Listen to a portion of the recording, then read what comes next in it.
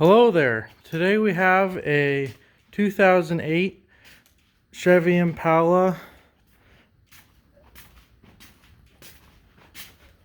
LS model with the 3.5 liter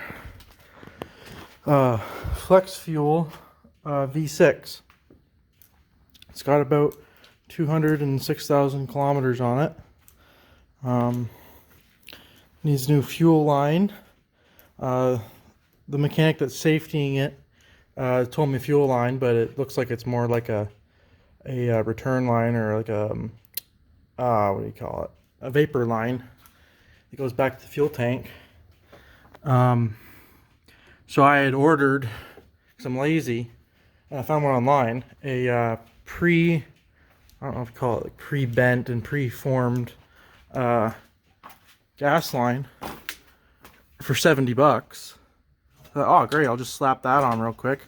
My, let's say, not very smart brain decided to buy that before I even looked at it. So it turns out that it's the vapor line. I ordered the gas line. The gas line isn't great either. It should be replaced. So I'm glad I did buy that, but I didn't buy a vapor line because I thought, okay, it's just vapor. It's not like gas is traveling through it. I found this pack on Amazon. It's 25 feet of the plastic. Well, it's not plastic. It's I'm not sure what, I can't remember what it's made out of, but it's good enough to use as fuel line or vapor line. Comes with all the hardware, connectors and whatnot. Even comes with the clamps.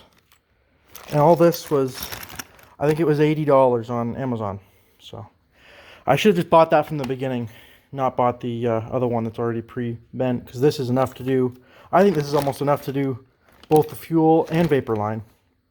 So I should have bought that from the beginning, but I didn't. So now I have enough for the vapor line with that, and then I'll use the other pre-bent steel line for the gas line. So there's a couple videos on the internet of how to take these off, or how to take all the lines off. So this one is your fuel line, and this one is the vapor return line. It comes off this little, I don't know what anything is, I didn't look it up. This little, I don't know if it's a solenoid, possibly. Runs back down there. And as you can see, this one is labeled gas line for safety. And then that one's the vapor. Runs down there. I just put the car up on the jack stands and then put the ramps in the back.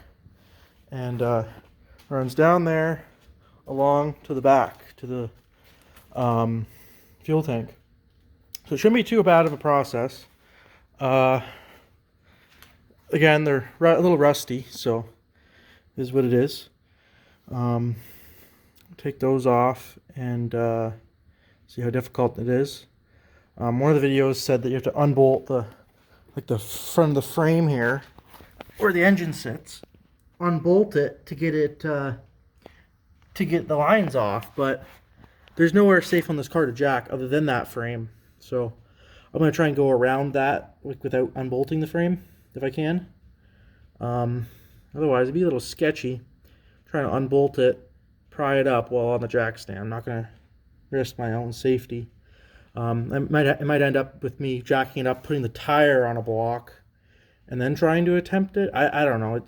It's tricky because I don't have a 4-post hoist or a 2-post hoist. I just have the ramps and the jack stands. So it may prove to be a little more difficult, but it'll still be doable. But that's how I'm starting off here, just describing what I'm going to be doing here. And yeah, that's what I'm doing so far. Okay, don't knock it till you try it. This pre-bent hose or gas line, the video had the guy doing it on a hoist, so he had it up a lot higher, so he could shove it in the bottom.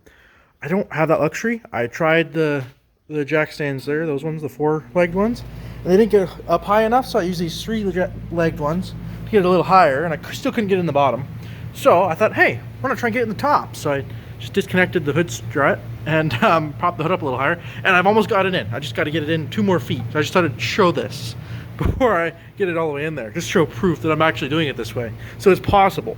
I might have to bend these out just a little bit more.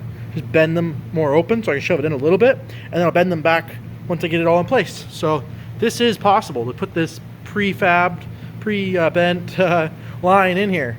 I got the old ones out. They're pretty crusty. I had to cut them out in pieces just to get them out. So this is working so far.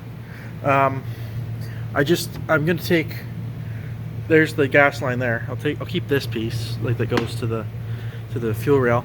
Keep that, and I'll just get one of these connectors to hook onto that and then hook onto that. So it's working. Don't knock it till you try it. Okay, so we got all the fuel lines in, kinda mix matched. So the connector that came for this guy didn't clip on, so I just stretched the pipe a little bit with some what do you call it?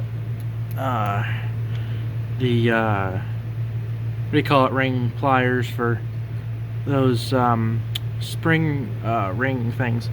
I can't remember what they're called, but anyways, I used the pliers to spread out the hose a little bit, to shove it onto this this piece here, and then I used 2 of those clamps on it, so it's good and tight. It's just a vacuum, or not vacuum, but vapor line. The connector did work for the gas line, and the gas line's coming up there. So that's all on. Underneath, I just cut off the pieces of line to make it easier for removal. But yeah, shoving it in through the top did work. I had to bend it as it was going in, and then I bent it back out as I got it in place. So it's all in place. I'll get down on the creeper and show underneath how it looks.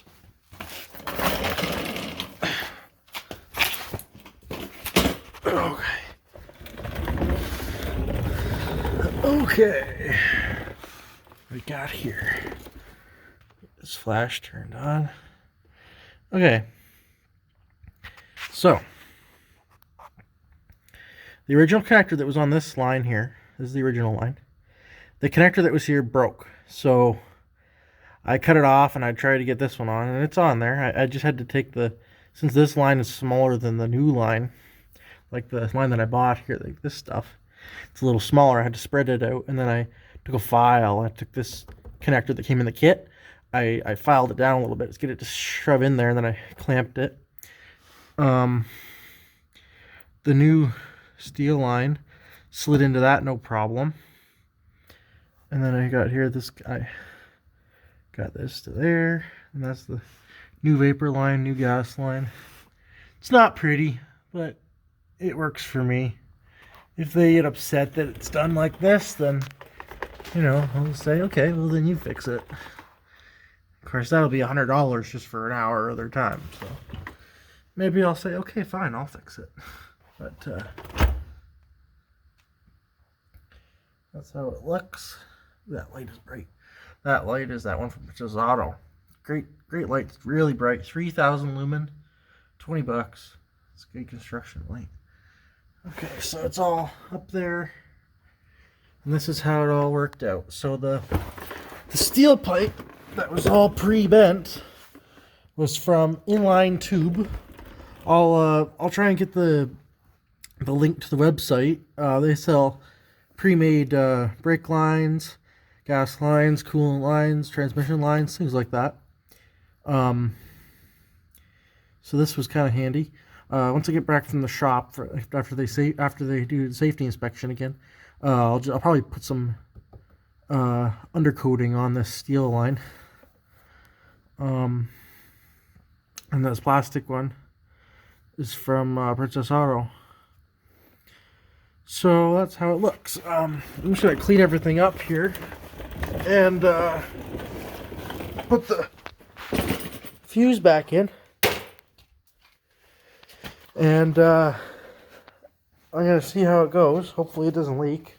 If it does leak, then that'll suck, because it's already 9:30 and I have to pull the tractor back in here.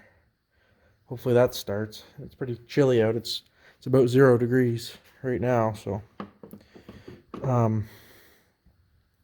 once it drops down to 0 Celsius, that John Deere does not want to start without being plugged in or ether. So we'll see how this goes. I took the intake part here, or the air cleaner here, just so I could have access to in there.